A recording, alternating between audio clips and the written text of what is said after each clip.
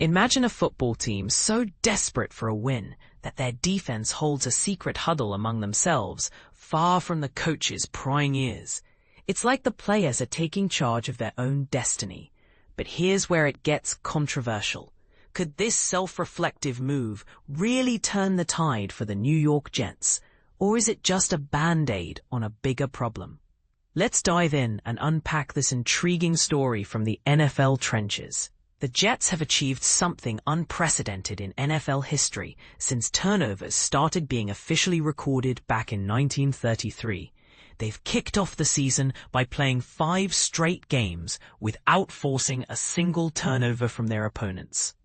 For those new to football lingo, a turnover is when a team gains possession of the ball from the other side through mistakes like interceptions or fumbles, often swinging momentum in big ways. It's a huge deal, as turnovers can be game changers, and the Jets' inability to create them has left them scoreless in victories so far. Not bad?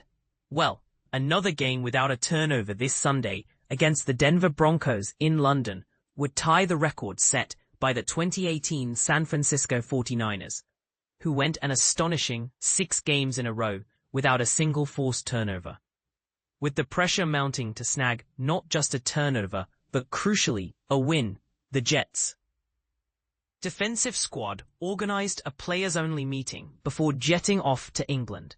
As explained by Rich Cimini of ESPN.com, this get-together took place during a Friday media availability, and it underscores how the players are stepping up to own their performance.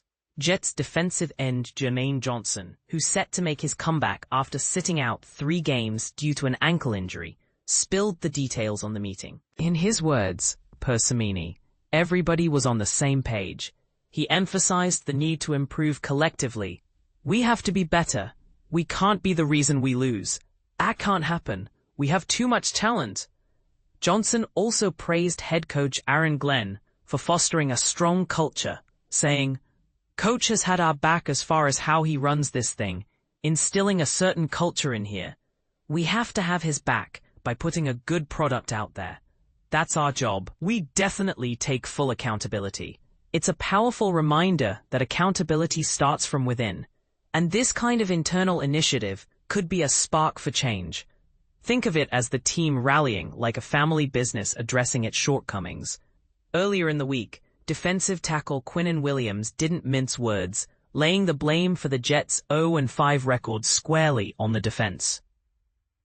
"We're 0-5, and the defense has been the problem. The reason why we're 0-5, he stated, as reported by Cimini. He went further, calling their unit probably the worst defense in the league. Ouch, that's harsh, but it highlights a key point. When a defense struggles, it can drag an entire team down, making offenses look ineffective by comparison. And this is the part most people miss. Williams' candor could be a wake-up call. Or perhaps it's unfairly singling out one group when the whole squad shares responsibility. No one's playing the blame game with fingers pointing. Instead, it's all thumbs up for taking ownership. Even defensive coordinator Steve Wilks jumped in, saying everything is on me, according to Cimini. This level of humility from the coaches adds layers to the story, showing a united front. But here's another controversial angle. Is this genuine accountability or a strategic deflection to shield the team from external criticism?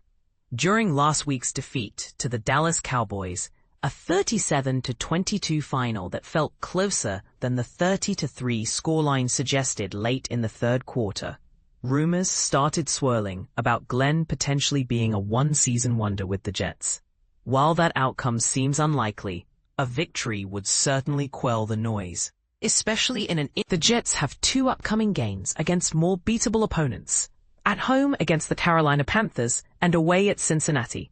Securing a win in one or both could be pivotal, preventing a disastrous 0-8 record heading into their bye week. In the end, this tale of the Jets' defense isn't just about stats and meetings. It's about resilience, internal drive, and the eternal question of what really drives team success.